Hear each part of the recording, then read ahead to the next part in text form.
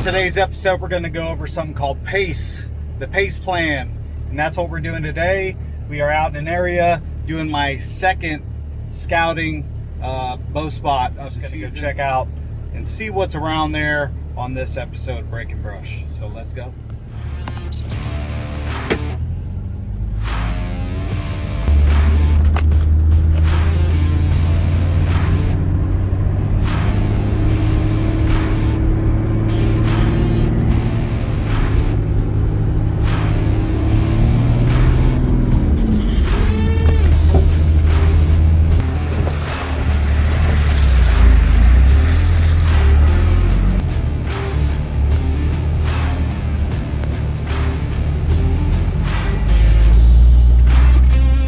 Got turned around.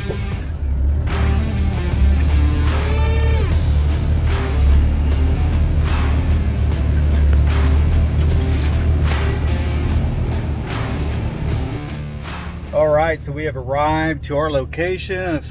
I'm just gonna scout just like I did last time. I'm gonna make a 360 perimeter of where I want to hunt, just to sort of see what's around, right? Maybe there's somebody else that's already set up somewhere nearby, and I just don't know. So that's why I walk the whole 360, and then I'll make my way back here. So I mentioned the word PACE, which is an acronym, PACE, which stands for Primary, Alternate, Contingency, and Emergency.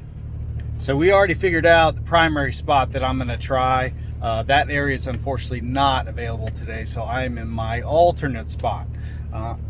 Well, at least I'm going to hope it's going to be. If this spot does not feel right or does not seem like it's huntable to me, according to some of my ideas that I think are going to work, then I'm going to go to a different area, and that'll be my alternate. But ultimately, I'm going to set up 4 little spots that I feel like I can do well and hunt the way I want to hunt. So we have this little live oak here, and then I'm looking down below it. We got 2 bare marks on the ground. Looks like there's another one here, right? And then above that is what you're looking for. So if you find a bare spot and then you look right above it and there's a limb, that right there, that used to be a scrape.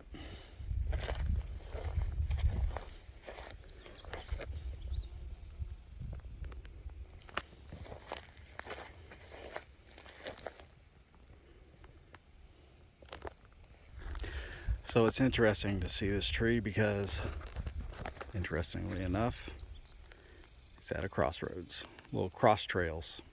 So this is a little intersection where a lot of deer will communicate by using these scrapes and licking branches. So one of these is just it's a rock washout here. But these washouts leave a lot of the sand sediment, which give a lot of clues away. You just have to look sort of hard.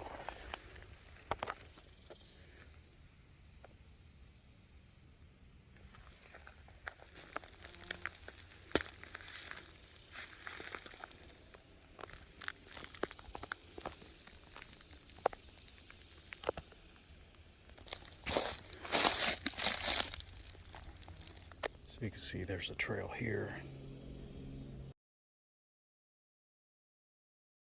Runs this way. And then you got this one that comes off this high ground. I found a couple, looks like some old rubs. I'm not real sure, but look like it's been worked over. But I think this is a staging area. And again, that trail, so that sort of open area is down here. Maybe they mill about and they come out to this field here.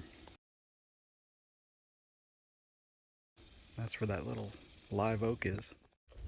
So right here we have, this is called Carolina buckthorn, and these are actually immature fruits right here, little berries, but they'll turn black and birds love them. Deer will eat these leaves. So this little shrub tree is on this path here. So perhaps there's a tree that we could sit in. So we have the cedar tree here, which would make an excellent spot to hunt from, I think. We have that Carolina buckthorn. We have these oak trees. We have this sumac, which they will, see, there you go. Sort of dug out there, right?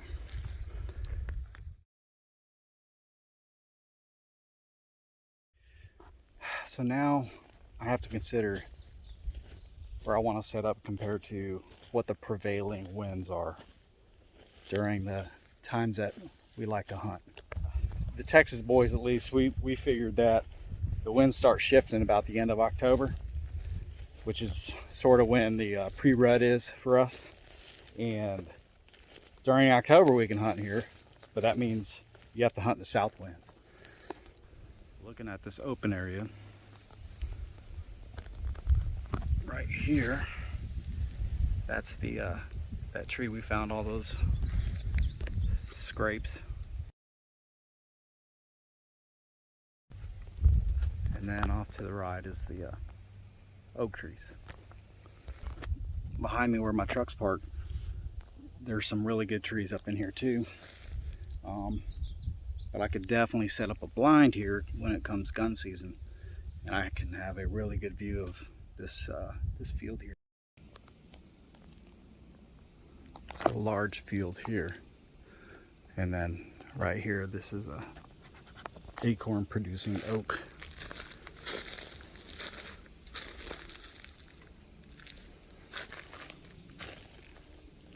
Oh yeah, some little buds growing.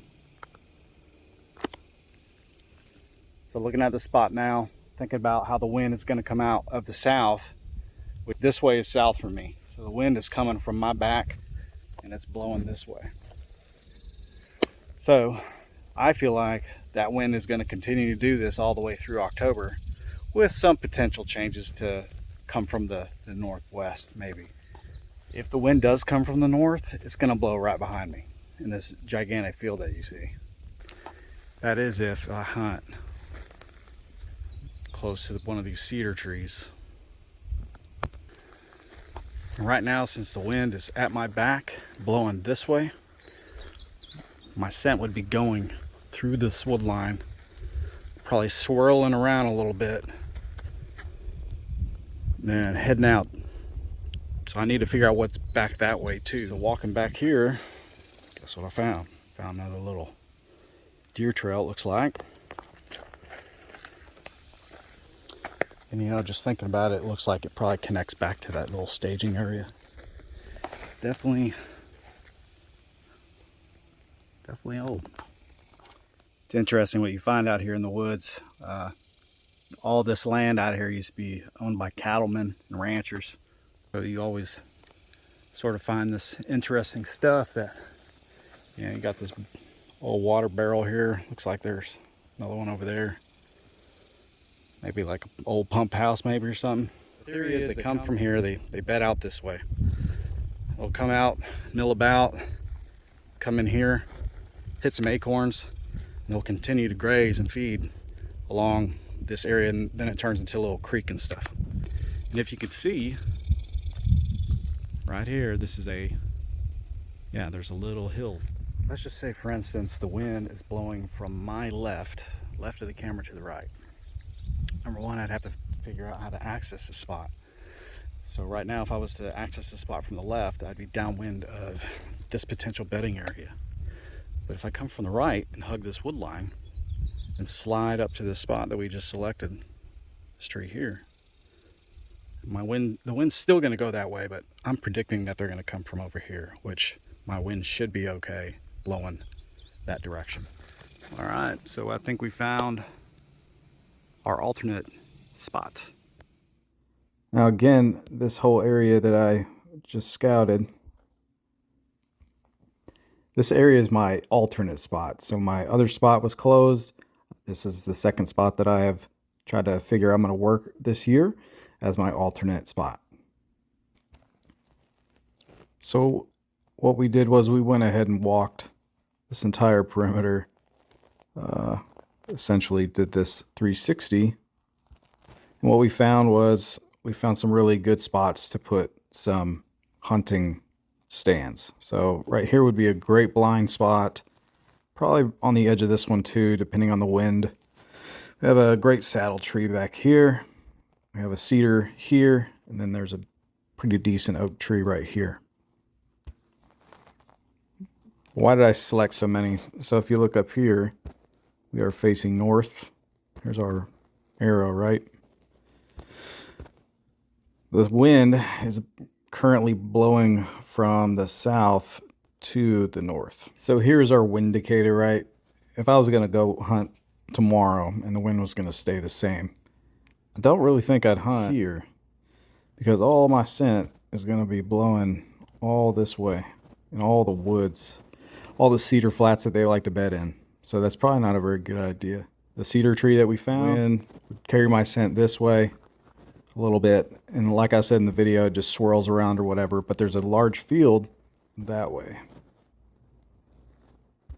The possibilities of something bedding in here, I mean, it's still considerable, but probably not as high as going back over here. So this natural funnel, we'd have a great line of sight over this way, this way. We could probably maybe get a shot off that way. I don't know. There's probably too many branches. We could probably, if they came close enough over here, we might be able to get a shot off. But so you're sort of limited in this spot, even though your scent is going the right way. It's blowing into a big field.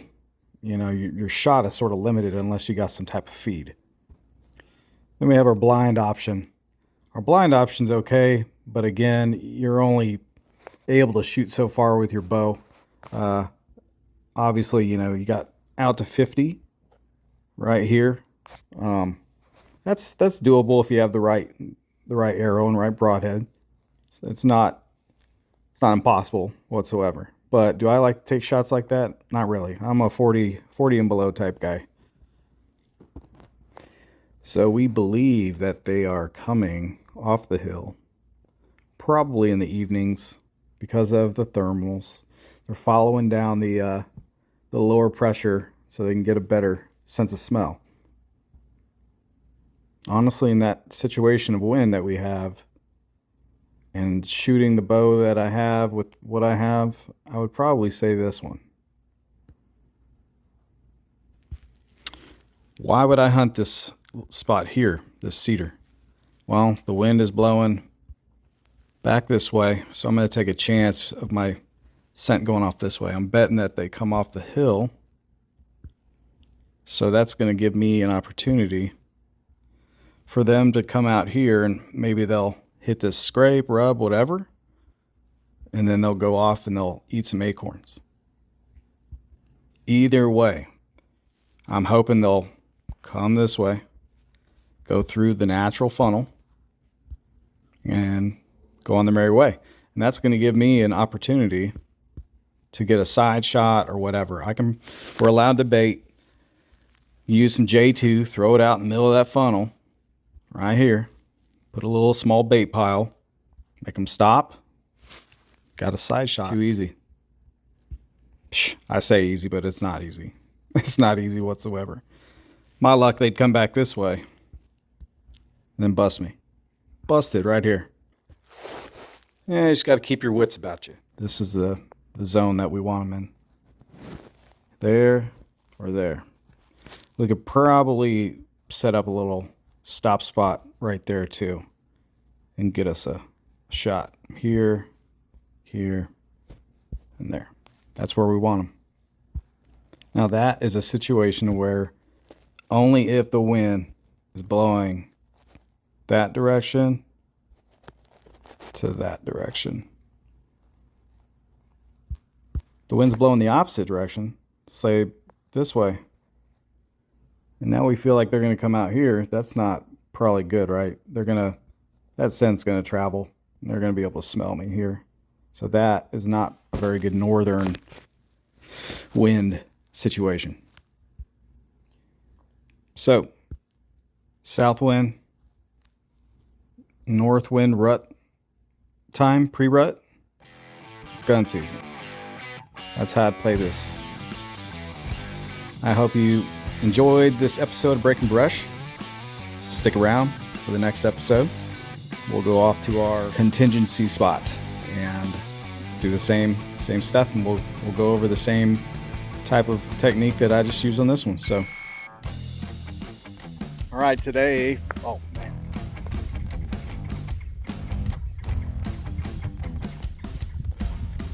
Anyway, so rudely interrupted.